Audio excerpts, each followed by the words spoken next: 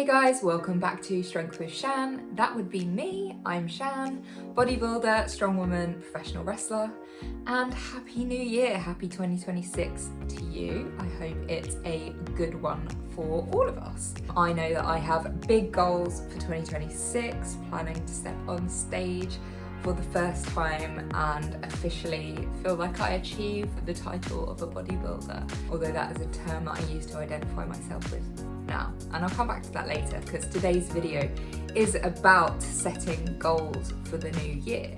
January 1st, lots of people are making New Year's resolutions. What we get with the fresh start effect is new motivation and goal building mindset. So lots of people do take the opportunity to set new goals. Now, what we also quite often see is in about 3 weeks' time, we get what was called Blue Monday, where lots of people start breaking their goals, they start falling off the wagon, and things start crumbling down, and they return to where they were before. And I don't want that to happen to you. If you have a goal and you have a reason to strive for it, what I wanted to do today was give you my top tips for achieving that goal for long-term change. So let's get into it.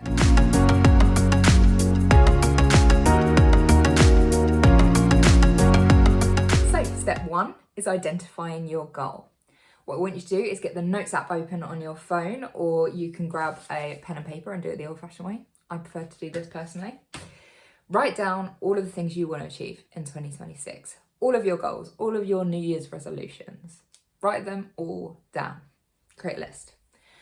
And then once you've written your list, I want you to look at all of those goals and prioritize them. Which one is highest priority, which one is lowest priority, and put a number next to them, 1, 2, 3, whatever. Once you've done this, I want you to find the one that is highest priority and focus just on that.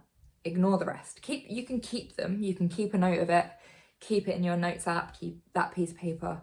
That's great, and that's something you can look forward to in the future. But pick one. And the reason I say this is because so many people fall down after their New Year's resolutions. They fail their New Year's resolutions because they have tried to make too many changes at once. Doing too many, you get overwhelmed. So pick one and focus on one. Once you've started to make the changes long-term for that one goal, you can then come back to your list and maybe look at the next one down. Until you are making consistent habits with that first goal, there's kind of no point. So I really want you to pick the highest priority goal. And that's the one we're going to focus on. Number 2, we have getting specific with your goal. So I want you to think about what you've written down. How specific is it? Maybe it just says go to the gym more often or walk more or something like that. It's not very specific. When we're getting specific with a goal, I think we need to break it down even further into long-term goal, middle-term goal, and short-term goal. So the long-term goal could be something really ambitious, something massive. For me, I'm actually now working towards my big long-term goal, which is to step on stage in 2026. I'm about to start my prep, and that is getting me to that point. But I've had a whole long period of time behind me working on shorter and middle term goals to get me there. So for you, look at that. Maybe it's you want to run a marathon. Maybe you want to step on stage. Get specific. What is it that you want to achieve from this goal long term? And then think about something that is, it's still quite a big goal, but maybe not as big. So if we go back to the marathon example, maybe you want to run a 10K or a half marathon. Short-term goal, we're thinking immediately. So for this one, we need to go to step 3. Step number 3 is meeting yourself where you are. And I mean where you actually are and not where you think you are. So data collection. If you are wanting to walk more and you've set the long-term goal of 10,000 daily steps, what you need to understand is where you are right now. How many steps are you getting a day? Now, you might already have a step counter and you might already have that data, and that's really useful.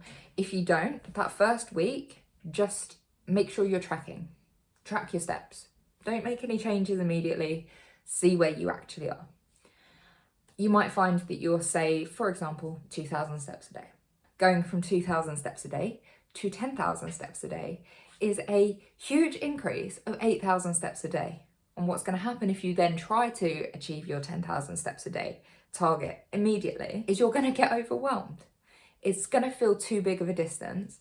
You might start getting 10,000 steps a day for a few days, and then one day you miss that target, and then you get demotivated, and then you think, oh, I'll start again on Monday. And you end up in these old patterns where we don't actually achieve long-term change. If you're at 2,000 steps a day, maybe next week I try to get 3,000 steps a day. Make it a smaller goal, and it's a step in the right direction. And see if you can achieve that. And that will also take you looking at your daily habits and the things that you do and making time for your goals. Set out the time to achieve what you want to achieve. Go out for a walk on your lunch break, whatever it is. When you are then the next week looking at your step count, hopefully you'll have been able to achieve that small step. And that's a small step in the right direction. And that creates a snowball effect in a positive way. It gives you more motivation to keep going because you're achieving your target. So then you look at your next step. Can I increase it to 4,000 steps a day? And there might come a point where you're struggling to get onto that next goal. And again, that's where you need to look back at your behaviors. What are the behaviors that I am doing? What are the behaviors that I'm not doing that are helping me get to that target, or which are preventing me from getting to that target? And here's where number 4 comes in. Number 4, take ownership. What I mean by this is that achieving your goals is in your power. And what quite often happens is people start blaming not achieving their goals on other people or outside forces. I don't have time. I don't know, my colleague keeps bringing cake into the office. Whatever it is, there's an outside force that means I can't achieve my goal. No, none of that anymore. You have the power to achieve your goal. You have the power to put steps in place that get you close to your goal. You have the decisions to make around that. If there is a goal that you want to achieve, you have the power to make the right choices towards that goal. Somebody bringing cake into the office doesn't mean you have to eat it. They aren't going to force the cake down your throat. Likewise, if you don't have time, what are you doing with your time? How is your time being filled? And actually, when you look at it brutally honestly, I spend 3 hours a day scrolling my phone, scrolling TikTok or whatever it is. Maybe you do have time, and maybe you're choosing to do other things with your time. And this is where you have to start making decisions about what's most important to you. And I think this is really important. It's so empowering when you know that the power is in your hands. You have the decisions, you have the responsibility. And yes, things happen, but what can you achieve today that will get you close to your goal? Number 5 is having an action plan when things go wrong. Making change is hard.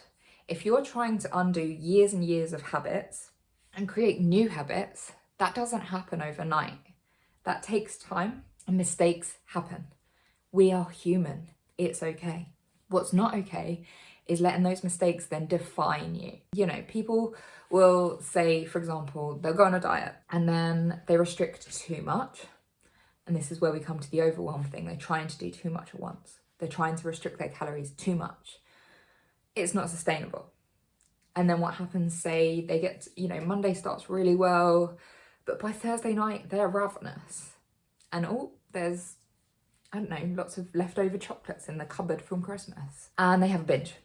And what can happen from that is a spiral. And you think, right, I've ruined my diet. It's out the window. And you kind of use that then as an excuse to just go mad. And you'll go mad for the rest of the weekend. And you'll be like, I'll start again on Monday. If you accept the mistake has happened, you need to understand why the mistake has happened. You need to sit down with yourself. Why did this happen? What was it that I was doing too much of, not enough of? What was in place to help me prevent this? Or what do I need to get in place to help me prevent it from happening again? Look at what's happened, analyze it, use it as data, and get straight back on with your goal again. If you one day just didn't get as many steps because I missed my morning walk because I stayed up too late the night before and then I was too tired to get out of bed, and you can look at what's happened to mean that you've not hit your count. And then you can be like, okay, so I need to make sure that I'm in bed by this time so that I can still get up and I still can go for my walk. Plan your time. If you want to achieve a goal, you can make it happen. So learn from your mistakes, look at what's gone wrong, and make a plan for next time that comes up. And don't let it become your identity. Number 6. This is the final one I'm gonna touch on, but this can be one of the most important ones. What is the story you're telling yourself about yourself? We all kind of have this internal narrative about our identities and who we think we are and the things that we do. And I know that I fell into this trap of negative perception of myself and my behaviours.